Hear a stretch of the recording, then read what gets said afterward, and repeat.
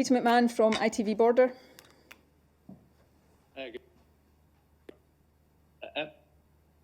Sorry, I was just...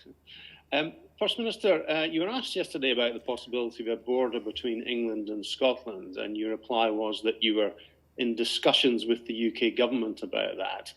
Is that because you think it would be a good idea to have such a border and it might have some benefits in fighting this virus?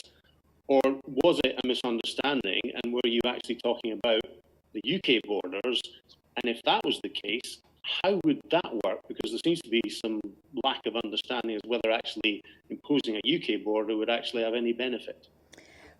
Well, when I answered the question yesterday, and this was a point put to me, it wasn't something I raised. I was actually talking about external, international UK borders, and actually I raised that point standing here last Thursday when we published the paper.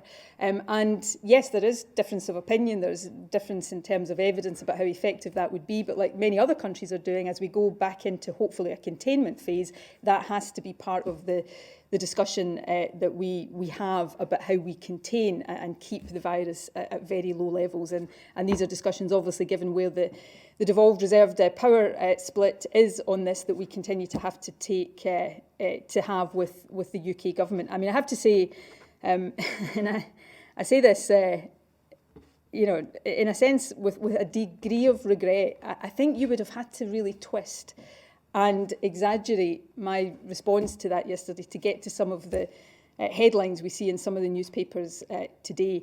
And again, I'll make a point here that I've made before.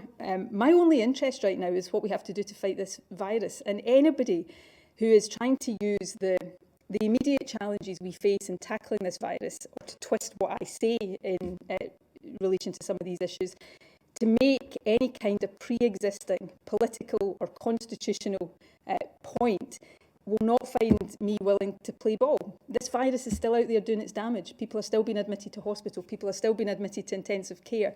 People, sadly, are still dying. And that's why I come back to this point. The only thing that matters to me is taking the right action, whatever that might be, to try to tackle that and to reduce the harm that this virus is doing. And I know that doesn't necessarily translate into quite so dramatic headlines, but that, I'm afraid, is the position. And for as long as we're dealing with this, that will continue to be the position that I take.